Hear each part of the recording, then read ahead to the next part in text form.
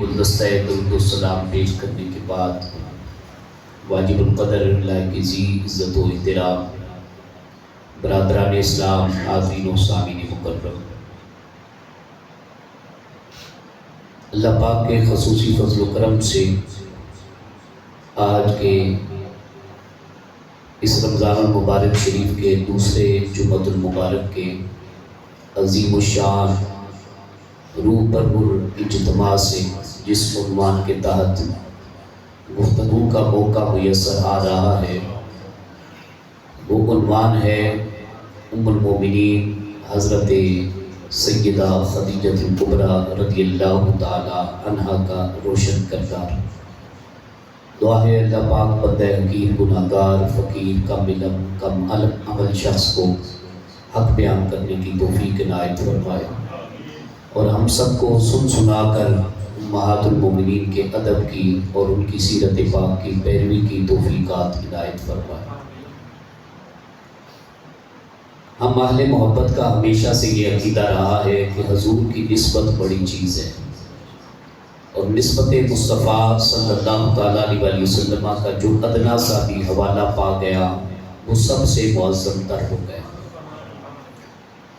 وہ چاہے کتاب اللہ کی بات کریں، چاہے مدینہ طیبہ کی بات کریں، چاہے حرم شریف کی بات کریں، چاہے آل رسول کے خون کی بات کریں، چاہے کسی بھی حوالے سے کسی فرشتے کا ذکر کریں، چاہے نبی پاک صلی اللہ علیہ وسلم کے آباء و اجداد کی بات چھٹ جائے، چاہے کسی شہر کا تذکرہ کریں، چاہے گلاب کے پھول کی پتیوں کی بات چھٹ جائے، کسی بھی حوالے سے کوئی بھی بات خوشبو تب پاتی ہے جب حضور کا اس میں رنگ محبت کا نظر آتا ہے۔ اور ہمیشہ سے ان چیزوں کو آبادیاں نصیب ہوئی، ترقی ملی، عزتوں کے درجات نصیب ہوئے، تو سب صدقہ رسول پاک صلی اللہ تعالیٰ علیہ وسلم ہے۔ بالیقین ہمارا یہ بھی ایمان ہے کہ یہ سب کچھ خدا پاک کی چاہت سے ممکن ہوتا ہے۔ رضائے خدا بندی کے بغیر، اللہ پاک کی چاہت کے بغیر کچھ بھی نہیں ہو سکتا۔ منشأ خدا بندی تب بنتی ہے، تب مرکز نگاہ پاتی ہے، درجہ حاصل کرتی ہے کہ جب حضور پاک صلی اللہ تعالیٰ علیہ وسلم اپنے رب کی چاہت پر راضی رہتے ہوئے اسے محبت کی اور نسبت کی کامل خیرات اور صنعت عطا فرما دے۔ انہی ہستیوں میں سے کہ جن ہستیوں کو حضور کا صدقہ تذکرہ ملا، عظمتیں نصیب ہوئی، ان میں ایک بلند درجہ عالی وقار ہستی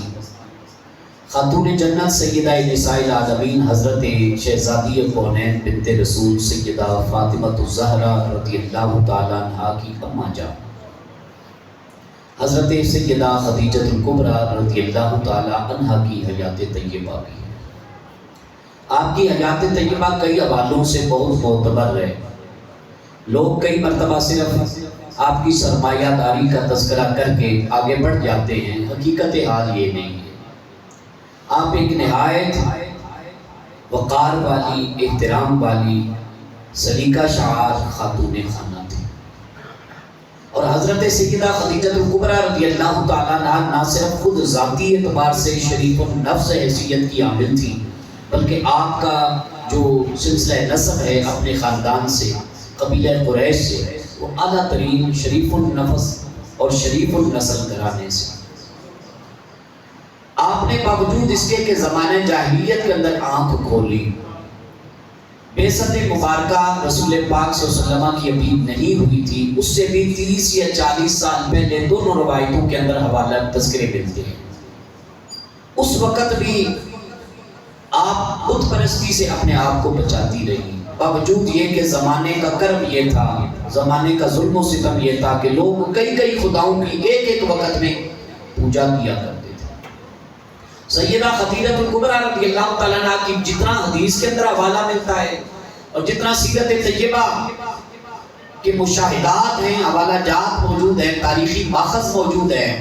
ان کے اندر کوئی بھی اس بات کا 1% بھی کوئی ایسا نقطہ یا حوالہ نہیں ملتا کہ سیدہ خدیجہ الکبریٰ رضی اللہ تعالیٰ عنہ نے حضور پاک صلی اللہ علیہ وسلم کے کلمہ اسلام کو قبول کرنے سے پہلے بھی اور حضور پاک صلی اللہ علیہ وسلم کے حق نکاح میں، حق زوجیت میں آنے سے بھی پہلے جبکہ حضور پاک نے ابھی دعوت دین کا سلسلہ بھی نہیں تھا شروع فرمایا، کسی بت کی عبادت کی ہو یا پوجا پاٹ کی۔ اتنی پاک ہستی تھی اور دیانتدار خود بھی تھی اور دیانتدار لوگوں کی متلاشی بھی رہی۔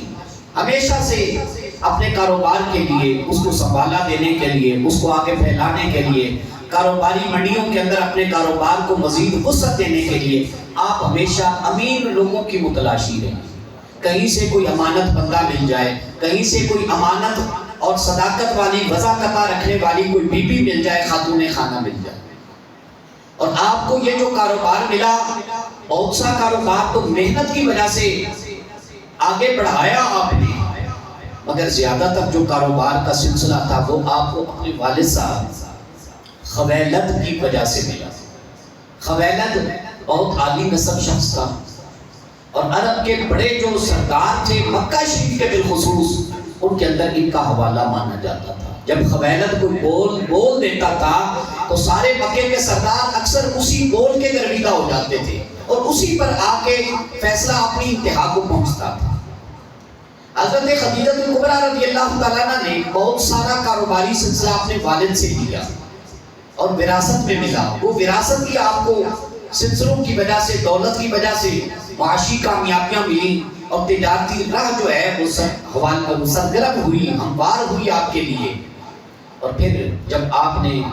ایک خاتون خانہ کا انتخاب کیا کہ مجھے مکے کا کوئی شریف النسل انسان چاہیے جس کا حوالہ بھلے سے دنیا قبول نہ کرتی ہو لیکن وہ میرے کاروبار کی راہوں کو آگے بڑھا سکے، ترقی دے سکے، اور بالخصوص یمن ملک کے جنوب کی طرف اور شام کے شمالی علاقہ جات کی طرف میرے کاروبار کو انتہائی وسعتوں تک پہنچا سکے۔ خاتون خانہ نے کہا ایک شخص ہے تو صحیح، لیکن لوگ اس کی شرافت کے، اس کی صداقت کے، اس کی امین ہونے کے قائل تو ہیں، خوگر تو ہیں، لیکن وہ کچھ نہ کچھ دعوے ایسے کرتا ہے جس کی وجہ سے لوگ اس کو اپنی جان کا دشمن بھی سمجھ بیٹھتے ہیں۔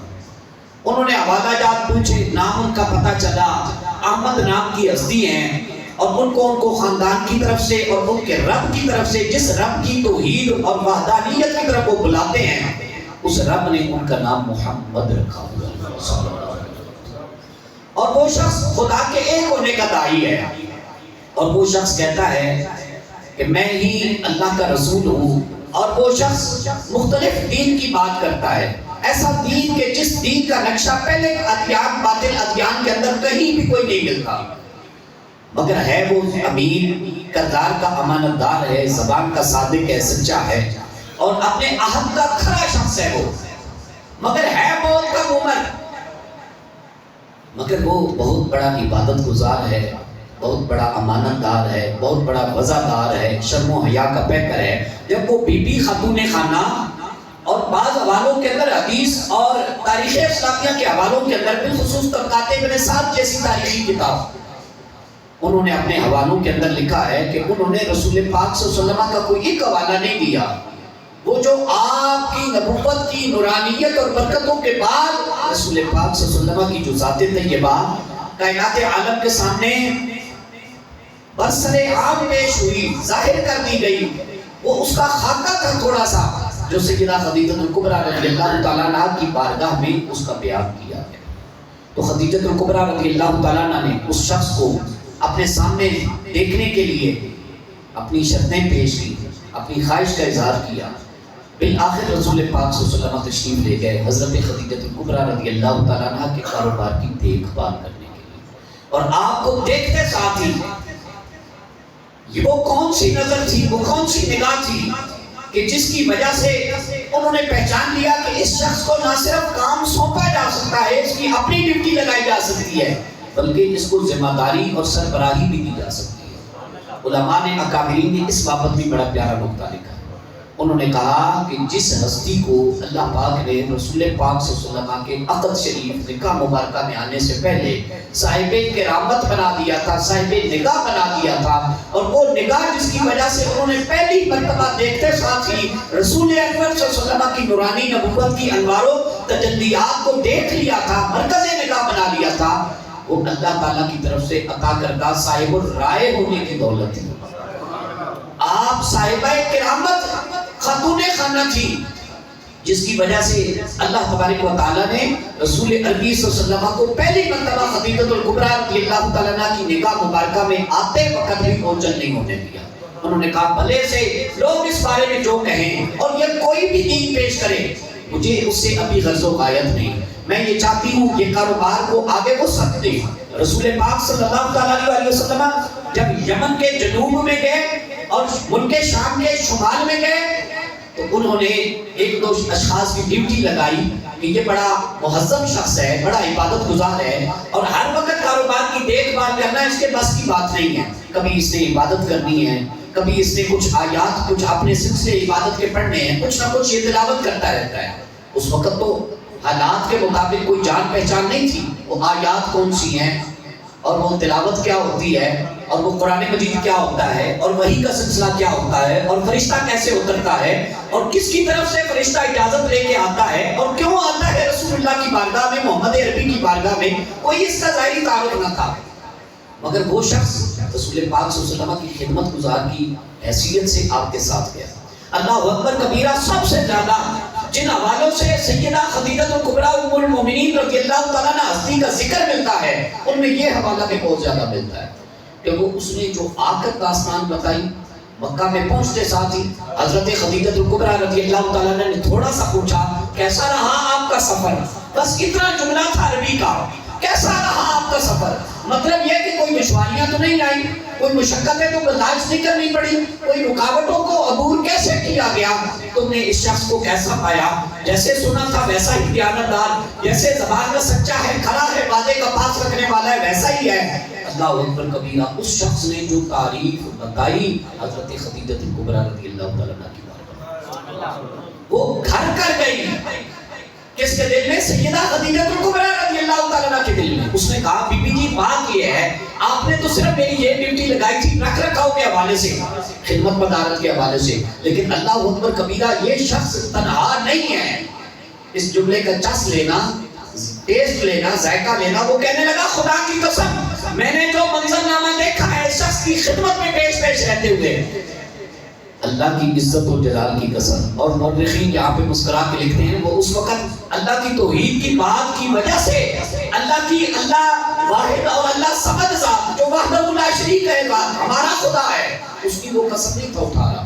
مگر وہ اپنے جس معبود کو پوجتا تھا اس کی وہ قسم اٹھا کے کہنے لگا اللہ کی قسم بی بی خدیجہ اس شخص کو میں نے کہیں بھی تنہا نہیں پایا، یہ شخص اکیلا نہیں ہوتا، یہ شام میں گیا، جنگلات کا ہم نے سفر کیا، ہم نے پیدل سفر کیا، ہم نے سواریوں پر ساز و سامان کے ساتھ سفر کیا، اللہ کی قسم میں دیکھتا ہوں اس کے ساتھ میرے جیسے کئی غلام ساتھ رہتے ہیں، اس کے ساتھ کئی سواریاں رہتی ہیں، اس کے ساتھ کئی نام نظر آنے والی اشیاء رہتی ہیں۔ بی بی خدیجہ الکبریٰ گھبرا گئی، انہوں نے کہا آپ کتنے بندے تھے؟ انہوں نے کہا بی بی بندے تو دو چند تھے میرے سمیت، لیکن اللہ کی عزت و جلال کی قسم ایسی سواریاں اس کے زیر قدم زیر جسم آئی جن کو میں نے کبھی اپنی گناہگار آنکھوں سے نہیں دیکھا، اور ایسے لوگ ملے ہمارے ہم سفر رفیق سفر بنے کہ جن کو عام حوالوں سے میں کوئی جان پہچان نہیں تھا رکھتا۔ اور اللہ کی عزت و جلال کی قسم جب دھوپ کی گرمی کے اندر، شدت کی گرمی کے اندر مجھے سائے کی ضرورت پڑتی، کوئی سایہ دینے والا بندہ نہ ہوتا، بادل آ کے اس پر بدلی بنا کے اس کا سایہ دراز کرتے۔ اور اے بی بی خدیجہ الکبریٰ سب سے بڑا، جہاں بھی یہ شخص آرام کرتا، سستانا چاہتا، تھوڑی سی نیند پوری کرنا چاہتا، مقام استراحت کے اندر راحت کے اندر جانا چاہتا، آرام کی غرض ہوتی، میں نے دیکھا ہے کیا ہی پتھر اس پر سایہ کرتے ہیں، کیا ہی درخت کی ٹہنیاں سایہ دار درخت اس پر سایہ کرتے ہیں، اللہ اکبر آسمان ایسے بدلی بن جاتے ہیں اس پر سایہ دراز کرتے ہیں۔ حضرت خدیجہ الکبریٰ رضی اللہ تعالیٰ عنہ کے بارے میں طبقات ابن سعد کتاب کا مؤرخ اور تاریخ طبری اور اس کے علاوہ تاریخ دمشق اور بہت سے تاریخ دان باتیں کرتے ہوئے کہتے ہیں ابھی خدیجہ الکبریٰ رضی اللہ تعالیٰ عنہ ان باتوں کے سیر سے نکل نہیں سکی تھی، ابھی سوچا وچار میں مصروف تھی، کہنے لگا بی بی اس سے بھی زیادہ حیران کن بات بتاؤں، بی بی صاحبہ مسکرانے لگی، فرمانے لگی وہ کیا بات ہے کہ جو مجھ تک نہ پہنچی ہو؟ میں تم سے زیادہ اس شخص کا تعارف جانتی ہوں، میں نے بنا ایسے نہیں کاروباری ذمہ داریاں ڈیوٹیاں اس کے ذمہ سونپ دی۔ انہوں نے کہا نہیں بی بی، آپ کے ہوتے ہوئے شاید وہ منظرنامہ آپ نے نہ دیکھا ہو۔ بی بی نے کہا بھلے سے بتائیے، شاید میں نہ دیکھ سکی ہوں۔ تو وہ کہنے لگا بی بی، وہ بادل جو بدلی بنتی ہے، ابر بنتا ہے، وہ ابر آلود بدلی وہ صرف اس کے رکتے وقت، آرام فرماتے وقت، ایک جگہ پر ٹھہراؤ کرتے وقت ہی سایہ نہیں کرتی۔ جہاں جہاں یہ شخص قدم بڑھاتا چلا جاتا ہے، آگے حرکت کرتا چلا جاتا ہے، آگے سفر طے کرتا چلا جاتا ہے، اللہ کی عزت و جلال کی قسم وہ بدلی ان کے اوپر سایہ دراز کرتی جاتی ہے۔ جہاں جہاں یہ چلے جاتے ہیں بدل بھی ادھر چلتا ہے، لوگوں کی کشش، لوگوں کا کھچاؤ، نقل مکانی اسی طرف ہوتی ہے۔ میں نے کئی سفر کیے، آپ کے دیگر کئی غلاموں کے ساتھ کیے، لیکن ابو میسرہ غلام کہتا ہے حضرت سیدہ خدیجہ الکبریٰ رضی اللہ تعالیٰ عنہ، میں نے اس جیسا بلند امین شخص، بلند صادق اور عہد کا پکا شخص راسخ وہ میں نے نہیں پایا۔ میں نے جب بھی جو امانت داری اس شخص کے ذریعے، وہ سارا سفر نامہ وہ تفصیل کے ساتھ ہے،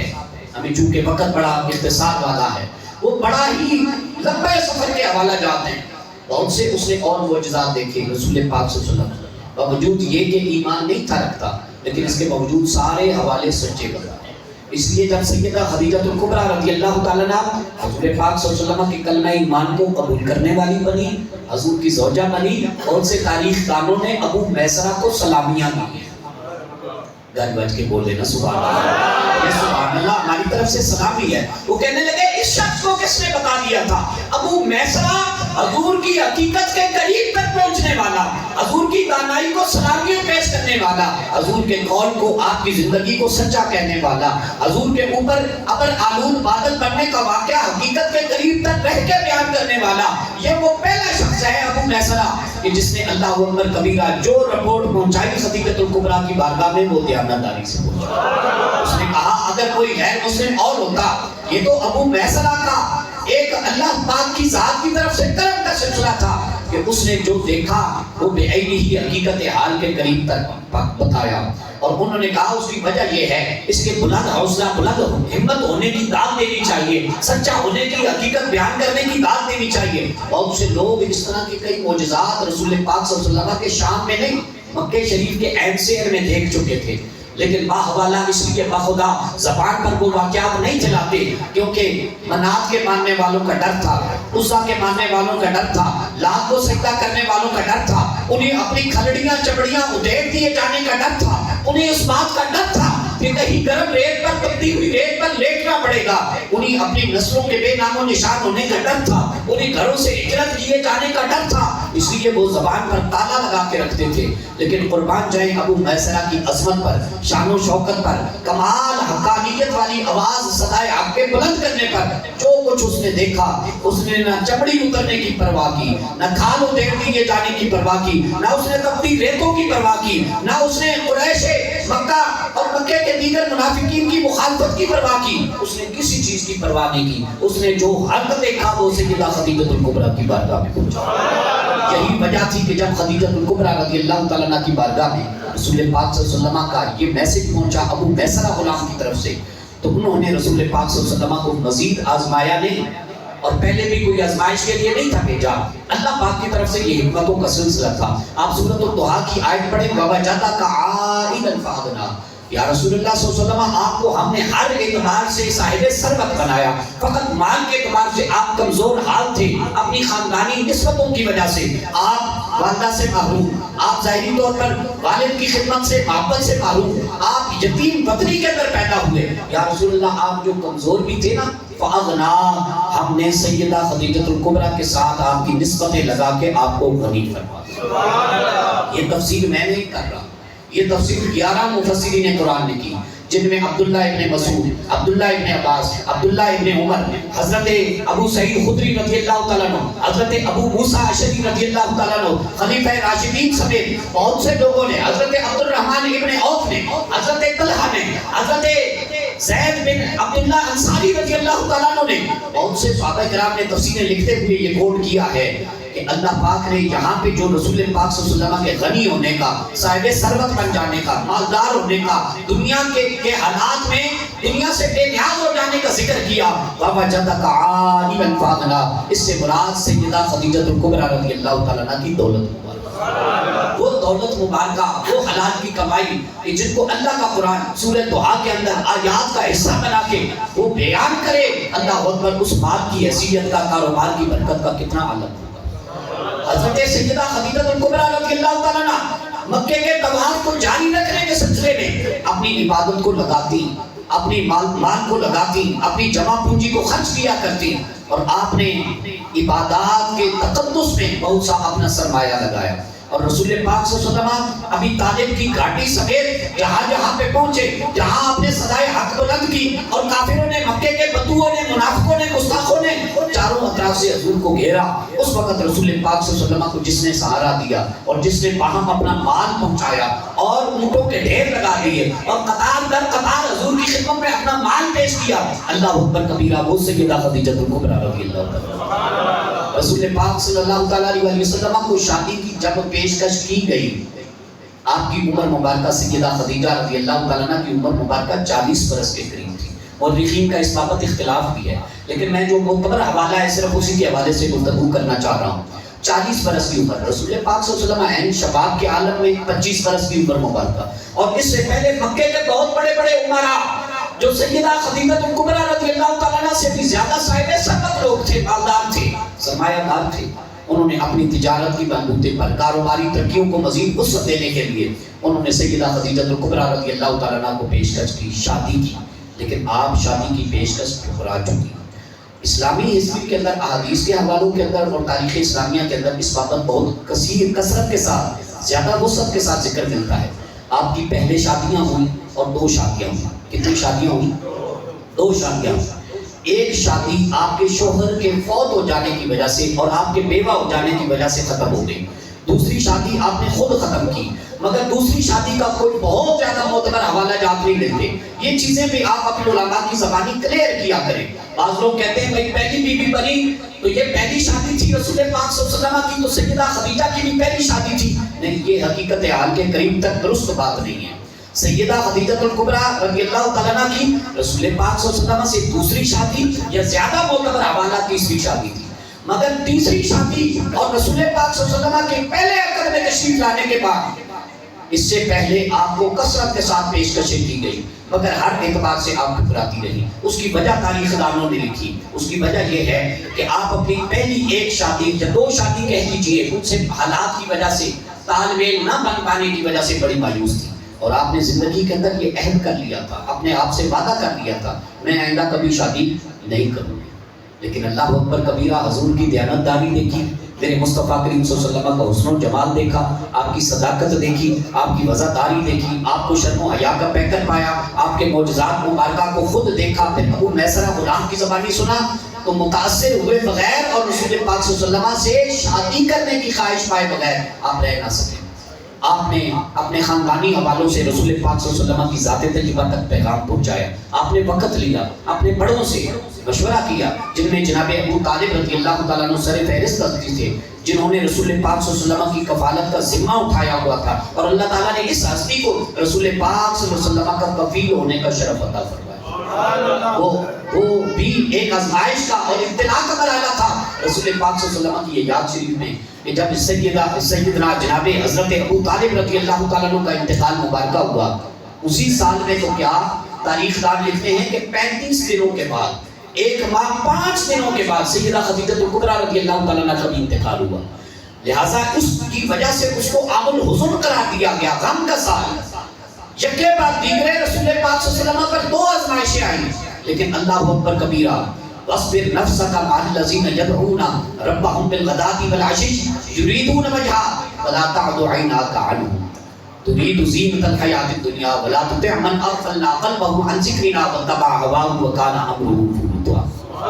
اللہ کا قرآن کہتا ہے یا رسول اللہ، آپ اپنے ان غلاموں کے اپنے آپ کو قریب تک رکھیے جو صبح و شام آپ کی غلامی کی تسکین پاتے ہیں، آپ سے ٹھنڈی ہواؤں کے جھونکے جن کو ملتے ہیں، آپ جن کو سنت کی بہاریں تقسیمات کرتے ہیں، آپ جنہیں اپنے اسوہ شریف کی خیرات بانٹتے ہیں، یا رسول اللہ ان کے قریب تر آپ رہنے دیجیے۔ حضرت خدیجہ الکبریٰ رضی اللہ تعالیٰ عنہ کے مال نے رسول پاک صلی اللہ علیہ وسلم کو وہ فائدہ پہنچایا کہ دو شخصیات کا رسول پاک صلی اللہ علیہ وسلم بڑی کثرت کے ساتھ ذکر فرماتے. ایک مردوں میں ذکر فرماتے آپ فرمایا کرتے اللہ مجھے جناب ابوبکر صدیق تاجدار حق و صداقت کے مال نے اتنا فائدہ پہنچایا ہے،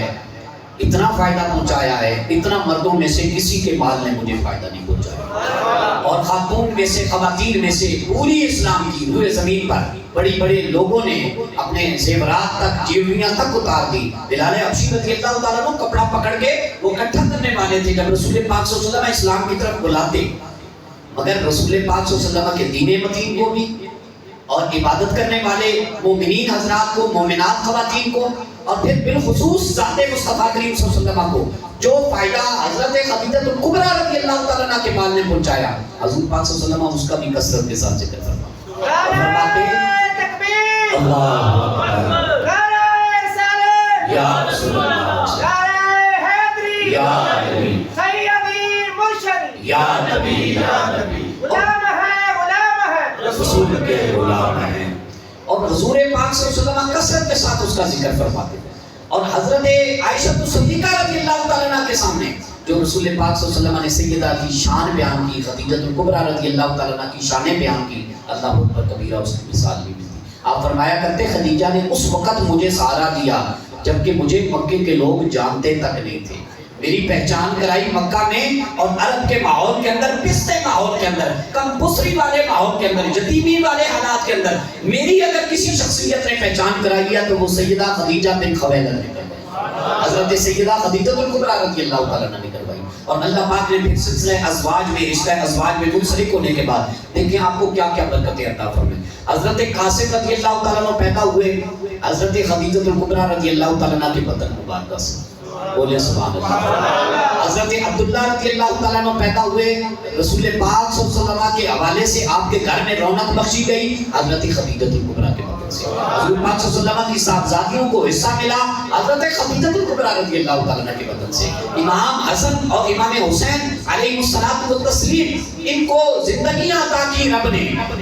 یہ دنیا میں پھل پھول کھلے، یہ گلشن ہرا بھرا ہوا، آل بیت طاہر کے پاکیزہ گلدستے سجائے گئے دنیا کے اندر، تو سیدہ خدیجہ الکبریٰ رضی اللہ تعالیٰ عنہ کے بدن سے سجائے. جب سیدہ فاطمہ الزہرا رضی اللہ تعالیٰ عنہ کوئی دنیا کے اندر بہت زیادہ زہد و عبادت کیا کرتی، لوگ آپ کی تعریف کرنا چاہتے، آپ اکثر روک دیتی، فرمایا فاطمہ بعد کی بات ہے، مجھ سے پہلے خدیجہ ہیں، میری ماں خدیجہ الکبریٰ ہے. یہ جتنی تربیت کی گڑتی میں نے پائی ہے، والے میں نے سیکھے ہیں، یہ میں نے اپنی اماں جان کی گود سے سیکھے. اور آپ کو صرف طاہرہ کا لقب نہیں، آپ کو صدیقہ کہا گیا، آپ کو زکیہ کہا گیا، آپ کو مردیہ کہا گیا، آپ کو خیر النساء قریش کہا گیا. اور رسول پاک صلی اللہ علیہ وسلم کی زوجہ ہونے کے اعتبار سے آپ کو ام المومنین کہا گیا. یہ میری ماں ہے، ممبر والے مولوی کی ماں ہے، آپ گناہگار لوگوں کی، نیککار لوگوں کی ماں ہے، یہ پورے عرب کی ماں ہے، یہ پورے عجم کی ماں ہے. کوئی مانے تو تب بھی ماں ہے، کوئی نہ مانے تب بھی ماں ہے. ماں ماں ہی ہوتی ہے. عام ماں کا احترام دین نے کتنا بیان کیا ہے. تو یہ جو ماں ہیں اور رسول پاک صلی اللہ علیہ وسلم کی زوجہ اول ہونے کا جن کو شرف حاصل ہے، اللہ اکبر کبیرہ.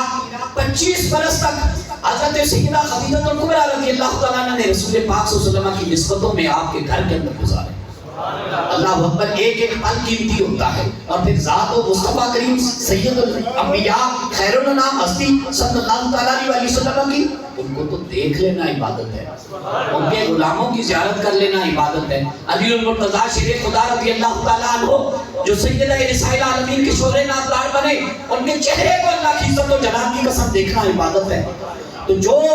ان کی ساس صاحبہ ہوں سیدہ خدیجہ الکبریٰ رضی اللہ تعالیٰ عنہ، اور پھر جو سید الانبیاء ہوں، ان کے چہرے کو دیکھنا کس قدر کرم والی بات ہوگی، کس قدر عبادت کا حوالہ ہوگا. اور پھر آپ نے ایک مرتبہ نہیں دیکھا رسول پاک صلی اللہ علیہ وسلم کی خدمت مبارکہ میں ہمہ وقت پیش کری. اور جب پہلی وحی اتری، جانتے ہو کون سی؟ آج غار ہرا پر جانے والوں، غار ہرا کی تھوڑی سی بلندی چڑھ جانا، اب تو ٹریک بنا دیا گیا خیر سے، یہ کراس کر جانا، عبور کر جانا، پہاڑی کی انتہا تک پہنچ جانا بڑی آسان بات ہے. لیکن ذرا غور تو کرو، غار حرا پر رسول پاک صلی اللہ علیہ وسلم پر جو وحی اتری، اقرا بسم ربک الذی خلق خلق الانسان من علق اقرا وربک الاکرم الذی علم بالقلم علم الانسان ما لم یعلم. یہ پہلی وحی کے وقت چونکہ پہلا حوالہ تھا، اس سے پہلے نہ کوئی وحی تھی اور نہ کوئی اس طرح کا فرشتے کے تشریف لانے کا سلسلہ تھا. رسول پاک صلی اللہ علیہ وسلم کو جو انسانی ایک خدا کا عاجز بندہ ہونے کے ناطے جو گھبراہٹ ہوئی، اس گھبراہٹ کو جو رسول پاک صلی اللہ علیہ وسلم نے کسی ساتھی اور دوست کی مدد سے مشاورت سے دور فرمایا، وہ کس کی مشاورت سے دور ہوئی؟ حضرت سیدہ خدیجہ کبریٰ رضی اللہ عنہا. اور تاریخ دان لکھتے ہیں رسول پاک صلی اللہ علیہ وسلم اس وحی کے نزول کے وقت فقط مکے میں ایک ہستی تھی، فقط مکے میں مردوں میں عورتوں میں ایک ہستی تھی، حضرت سیدہ خدیجہ کبریٰ رضی اللہ تعالی عنہا، جس کے ساتھ رسول پاک صلی اللہ علیہ وسلم نے یہ بات ذکر کرنا، مشاورت کرنا مناسب سمجھا. اس اعتبار سے وہ مسکرا کے تاریخ دان ایک جملہ لکھتے ہیں، وہ کہتے ہیں بے شک رسول پاک صلی اللہ علیہ وسلم نے ارشاد فرمایا زمین پر میرے دو وزیر ہیں، ایک ابو بکر ہے دوسرا عمر ہے، لیکن گھریلو اعتبار سے رسول پاک صلی اللہ علیہ وسلم نے جس کو اپنا مشیر خانہ داری بنایا تھا وہ سیدہ خدیجہ کبریٰ تھی، جس کو رسول پاک صلی اللہ علیہ وسلم نے گھر کے اندر وزارت دی ہوئی تھی، وزارت وزیر بنایا تھا مشورے کے اعتبار سے، وہ کوئی اور خاتون نہیں تھی، سیدہ خدیجہ کبریٰ رضی اللہ عنہا. ورقہ بن نوفل کے پاس لے جانا سیدہ خدیجہ کبریٰ رضی اللہ تعالیٰ عنہ کی مشورے سے مکمل ہوا. آپ گئے، انہوں نے ڈھارس بندائی، انہوں نے سیدہ خدیجہ کبریٰ رضی اللہ تعالیٰ عنہ کو نشانیاں بتائیں، انہوں نے کہا کہ پہلی وحی کا شرف پانے والا کوئی عام بندہ نہیں ہے، یہ برحق نبی ہے، ان کی بابت تو زبور کے اندر چرچے لکھے گئے، انجیل کے اندر اس نبی کی شانیں بلند ہوئی، اس نبی کی شان و شوکت کا قصیدوں کا ذکر تو تورات کتاب کے اندر موجود ہے. خدیجہ گھبرائیے نہیں، آپ کو بھی آنا مبارک ہو اور اس نور والی ہستی کی زندگی میں آنا آپ کا مبارک ہو. خدیجہ کبریٰ آپ نور والے اس محمد عربی کی زندگی میں جلوہ کر ہوئی ہیں. اللہ تعالیٰ آپ کو بھی وہ شرف و کرامت عزت و بزرگی بخشے گا جو کسی اور خاتون کے حصے میں نہیں ہے. اب تاریخ دانوں سے اور حدیث کے حوالوں سے پوچھیں نا وہ کون سا شرف و بزرگی تھی جو کسی اور خاتون کے حصے میں نہیں آئی؟ وہ سب سے پہلے خواتین میں اسلام لانے کا شرف، بچوں میں سب سے پہلے اسلام لانے کا شرف علی المرتضیٰ حیدر کرار شیر خدا خیبر شکن ہستی مولا علی رضی اللہ تعالیٰ عنہ کی ہستی مبارک. اور جوان خواتین میں سب سے اول نمبر پر جس ہستی نے اسلام قبول کیا وہ حضرت سیدہ خدیجہ کبریٰ رضی اللہ عنہا. اور سب سے پہلے حضور نے جس ہستی کو اپنی نبوت کا نور پہنچایا، اس بات کا ذرا ذائقہ لینا، جس ہستی کو سب سے پہلے بتایا پورے روئے زمین پر رسول اللہ صلی اللہ علیہ وسلم نے کہ میں اللہ کا برحق نبی ہوں، اللہ نے مجھے نبوت عطا فرمائی ہے، میں اللہ کا برحق ہادی رسول رحمت للعالمین بن کے جلوہ گر ہوا ہوں. وہ سب سے پہلی ہستی کوئی اور بندی نہیں تھی، خدیجہ کبریٰ رضی اللہ عنہا. تو اس اعتبار سے امت کے اکابر علماء نے لکھا ہے، مفسرین نے اس بات کو لکھا ہے، محدثین نے اس بات کی تصدیق کی ہے، انہوں نے کہا ہے کہ سارا ایمان کا حوالہ اور نور میرے تک، میری نسلوں تک، عرب و عجم تک کہیں بھی کوئی پہنچا ہے، اصحاب رسول تک، اصحاب صفہ تک، شہدائے بدر تک، شہدائے احد تک، غزوہ خندق کے غازیوں تک، شہداء تک، یہ جہاں جہاں تک اسلام کا نور بانٹا گیا ہے اور نبوت کی کرنیں پہنچی ہیں، یہ سارے کا سارا فیضان خدیجہ کبریٰ رضی اللہ عنہا. وہ رسول پاک صلی اللہ علیہ وسلم کو ڈھارس دینے والی بنی، حوصلہ اور ہمت دینے والی بنی. یہ چلی بھی گئی دنیا سے. بعض تاریخ دانوں نے 64 برس کی عمر لکھی، زیادہ معتبر حوالہ 65 برس کی عمر کا ہے، اور رسول پاک صلی اللہ علیہ وسلم نے ان کو آج جو جنت معلیٰ کا قبرستان ہے وہاں پہ رسول پاک صلی اللہ علیہ وسلم نے دفن کیا. اور رسول پاک صلی اللہ علیہ وسلم نے عام کسی بندے کو یا بندی کو کپڑے کا کفن دیا جاتا ہے، عام بازاری کپڑے کا کفن دیا جاتا ہے، رسول پاک صلی اللہ علیہ وسلم نے انہی اپنے استعمال شدہ غلاف کے اندر کفن دیا. اور پھر رسول پاک صلی اللہ علیہ وسلم نے اس کے بعد ان کی تدفین سے پہلے جو رسول پاک صلی اللہ علیہ وسلم کو فرشتے نے جنتی غلاف لا کر دیا، حضور پاک صلی اللہ علیہ وسلم نے اپنے اس جنتی کپڑے اور غلاف کے اندر سیدہ خدیجہ کو کفن دیا. اتنی معزز خاتون. اور یہ رسول پاک صلی اللہ علیہ وسلم کی وفا شعار بیوی سے محبت یہ ان لوگوں کے لیے مثال ہے جو آج 4 شادیوں کی بات کرتے ہیں، گھریلو نجی زندگی کے اندر کوئی ان کا انصاف والا معاملہ نہیں، حیا والا رویہ نہیں، احترام نہیں، کوئی پاس نہیں، نہ بول کے اندر کوئی مٹھاس ہے، نہ معاملات سیدھے ہیں، فائنینشلی اعتبار سے نہ بیویوں کو سپورٹ کرتے ہیں. اور سیدہ خدیجہ کبریٰ رضی اللہ تعالیٰ عنہ کا اپنا کاروبار چلانا. اس حوالے سے آخری بات وہ نکتہ یہ لکھا گیا کہ ہم یہ جو بیویوں کو پابند کرتے ہیں، آپ صرف گھریلو خانہ داری کے امور چلا سکتی ہیں باہر کی نام گائیڈ لائن دے سکتی ہیں، ہم مردوں کی ذمہ داری ہے، ہمارے معاملہ سپورٹ ہے، ہم ہی اس کی دیکھ بھال کریں گے، ہم ہی چلائیں گے۔ وہ کہتے ہیں اگر یہ پابندی تھی تو پھر حضرت سیدہ خدیجہ الکبریٰ رضی اللہ تعالیٰ عنہا کو رسول اللہ نے منع کیوں نہیں کیا؟ بہت بڑی میں بات کہہ گیا ہوں، شاید آپ کی سمجھوں سے اوپر گزر گئی ہے۔ انہوں نے کہا ہے اگر عورت کا باہر کے امور چلانا زیادتی ہوتی،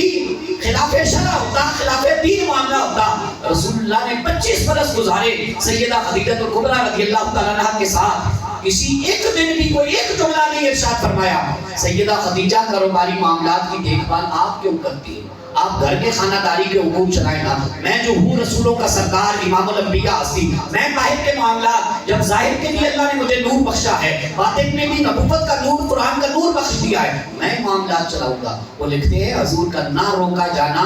عورتوں کے خانہ داری سے باہر بھی واپرتا، شریعت کے مگر تابع رہ کر خانہ داری کے امور سے باہر بھی معاملات چلانا یہ ان کے حق ہونے کی، اس لیے ہمیں بھی یہ ضد چھوڑ دینی چاہیے۔ جہاں جہاں اسلام کی خوبصورتی یہ ہے، جہاں جہاں اسلام نے رستہ ڈھیلا کیا ہے، خیر کے کام بانٹے ہیں، وہاں بھی ہمیں تقسیمات کے اندر، محبت کے اندر، اتفاق کے اندر اپنا حصہ ڈالنا چاہیے۔ رب تعالیٰ کرم فرمائے، اجڑے ہوئے گھر بس جائیں، سیدہ خدیجہ الکبریٰ کی سنت کو اپنائیں، حضرت سیدہ نساء العالمین فاطمہ الزہرا رضی اللہ تعالیٰ عنہ کی اللہ ہمیں محبت عطا فرمائے، آپ کے خون کی اللہ ہمیں حیا نصیب فرمائے، اللہ آنے والے دوستوں کا ذوق شوق والا جذبہ، محبت والی خدمتیں قبول فرمائے۔ وآخر دعوانا